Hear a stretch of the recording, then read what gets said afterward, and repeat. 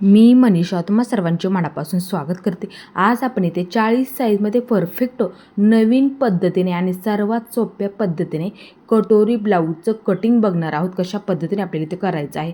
आज आपण इथे सर्वात आधी पाठीच्या बाजूचं परफेक्ट कटिंग कसं करायचं असतं आणि मुंड्याला परफेक्ट आकार कसा द्यावा लागतो एकदम अशी सोपी पद्धत समजून सांगते। बघू शकता इथे मी अस्तरची घडी करून घेतली आणि बंद बाजू माझ्या बाजूला आहे। एकसारखी घडी करून घ्यायची आहे। ही बंद बाजू। आता इथे आपल्याला उंचीचं मार्किंग करून घ्यायचं आहे। शोल्डर आहे, पूर्ण ब्लाऊज इथे प्लेन करून घ्यायचं आहे। आता उंची मोजून घ्यायची। 15 इंच उंची माझी तयार आहे।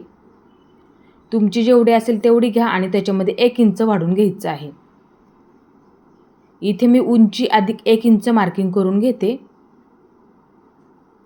तुमच्या जेवढी सुद्धा ब्लाऊजची उंची तयार असेल ना त्याच्यामध्ये 1 इंच वाढवून घ्या। एक लाईन ओढून घेते।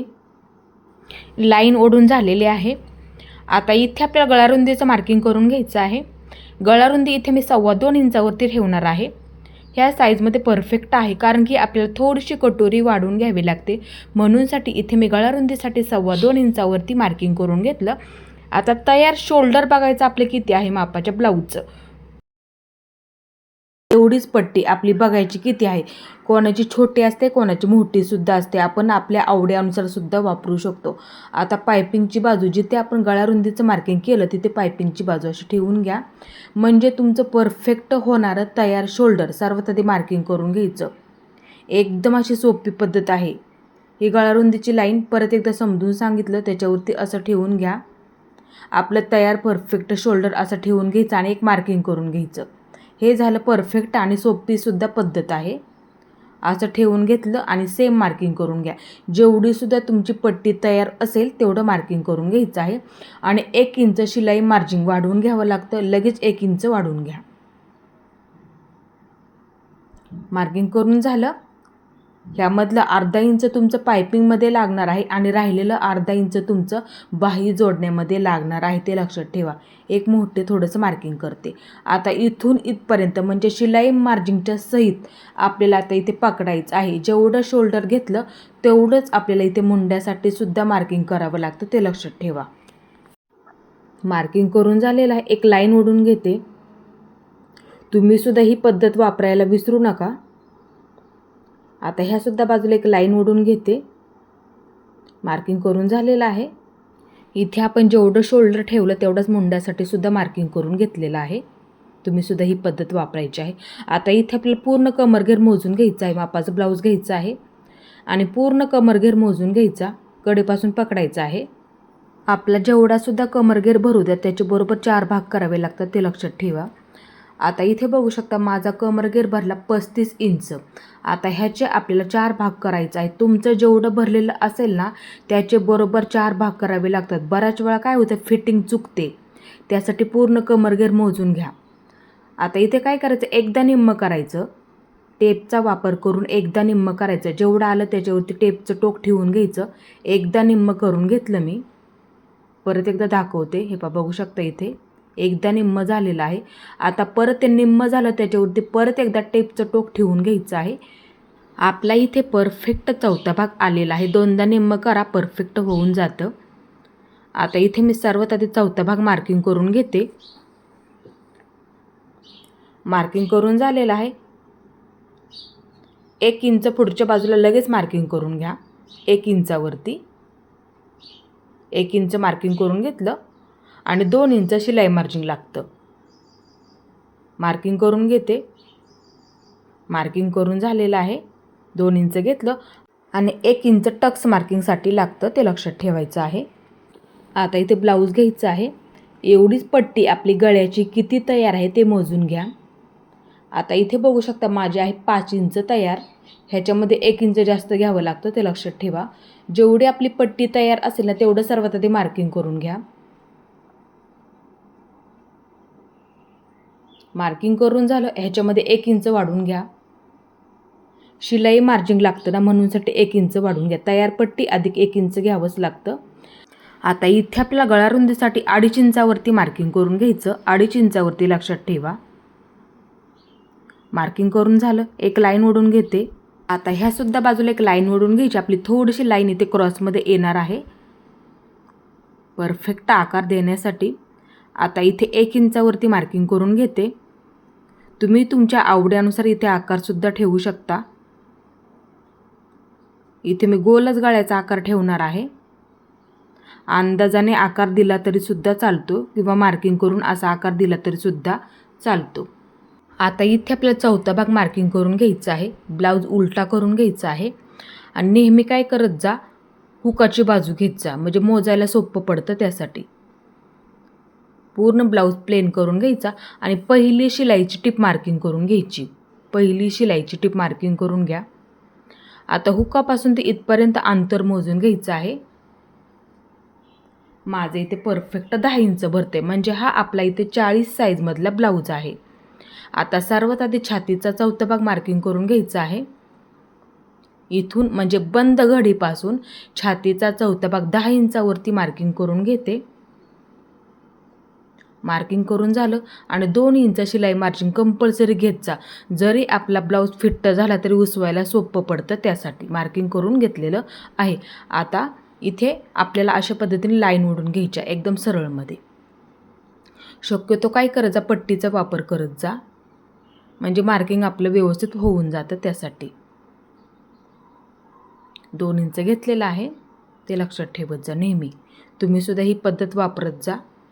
छातीचा चौथा भाग इथून इथपर्यंत प्लस त्याच्यामध्ये 2 इंच घ्यावं लागतं, ते लक्षात ठेवायचं आहे कंपल्सरी. इथे आपलं परफेक्ट असं मार्किंग करून झालेलं आहे. तुम्हीसुद्धा ही पद्धत नक्की वापरत जा. कोणताही अजिबात प्रॉब्लेम येणार नाही तुम्हाला सुद्धा. आता इथे आपलं परफेक्ट असा मुंड्याला आकारसुद्धा देऊन घ्यायचा आहे. मध्य करून घ्यायचं आहे आणि मार्किंग करून घ्यायचं. बरोबर असं मध्यावरती हे अंतर आणि हे अंतर आपलं इथे सेम झालं पाहिजे, ते लक्षात ठेवायचं आहे. त्यासाठी मार्किंग असं करून घ्यायचं, म्हणजे मुंड्याला आकारसुद्धा द्यायला सोपं पडतं. त्यासाठी आता ही पाठीची बाजू असल्यामुळे आपल्याला इथे 1.5 इंचावरती मार्किंग करून घ्यायचं. 1.5 इंच लक्षात ठेवत जा. कटोरी ब्लाऊजमध्ये परफेक्ट वहीमध्ये लिहून ठेवत जा. वाटलं तर असं मार्किंग करून घ्यायचं, म्हणजे आकार द्यायलासुद्धा सोपं पडेल तुम्हाला. त्यासाठी आता इथे मी 1.5 इंचावरती मार्किंग करून घेते. मुंड्याचा आकार देण्यासाठी परफेक्ट मार्किंग करून झालेलं आहे. आता इथं काय करायचं, आपल्याला बऱ्याच वेळा प्रॉब्लेम येतो, घोळ येतो, चुन्या पडल्यासारखं होतं. त्यासाठी मुंडा अर्धा इंचाने डाऊन करून घ्या. अर्धा इंच डाऊन करून घ्यायचं आहे आणि वहीमध्ये लिहून ठेवा कटोरी ब्लाऊजमध्ये परफेक्ट. इथे मी अर्धा इंच मार्किंग करून घेतलं, ते लक्षात ठेवा. आता सर्वात आधी असा आकार इथपर्यंत देऊन घ्यायचा आहे, म्हणजे नंतर आकार द्यायला तुम्हाला सोपं पडेल. त्यासाठी आता नंतर परत असा आकार देऊन घ्या. जिथून आपण अर्धा इंच डाऊन केलं तिथून असा आकार. जर तुम्हाला डायरेक्ट आकार देता आला तर डायरेक्टसुद्धा देऊ शकता. असा आकार द्यायचा, बरोबर इथपर्यंत आला पाहिजे, ते लक्षात ठेवा. आकार व्यवस्थित आहे का ते सुद्धा बघत जा. आणि आता वहीमध्ये लिहून ठेवा परफेक्ट आकार ह्या पद्धतीने देऊ शकता.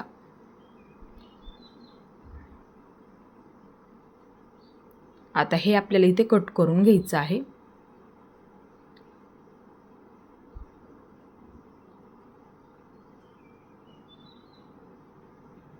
जे आपण मार्किंग केलं, आता इथे बघू शकता आपण अर्धा इंच डाऊन केलं, तिथून कट करून घ्या.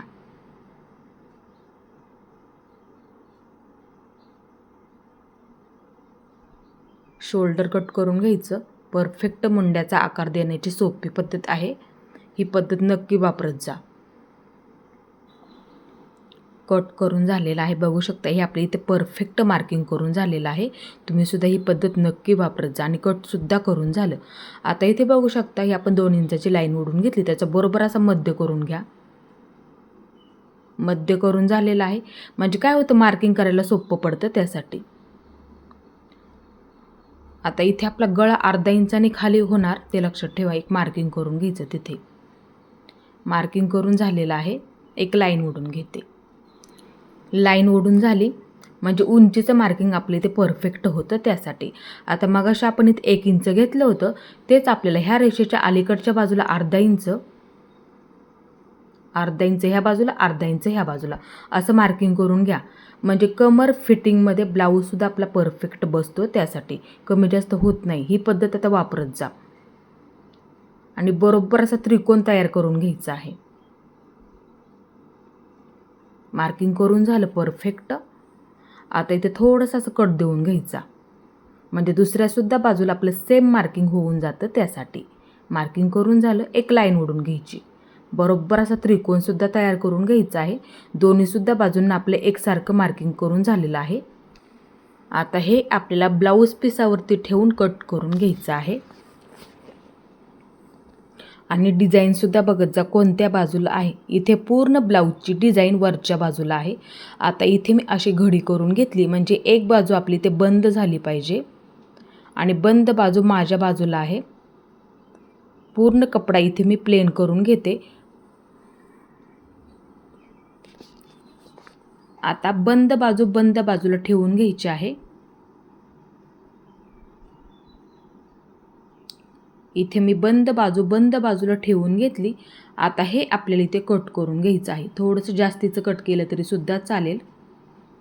जरी शिल्लक राहिलं तरी कपडा आपल्याला जोडून अस्तर झाल्याच्या नंतर सुद्धा कट करून टाकता येतं, ते लक्षात ठेवा. पण कमी पडलं तर प्रॉब्लेम येतो, त्यासाठी असं कट करून घ्यावं लागतं.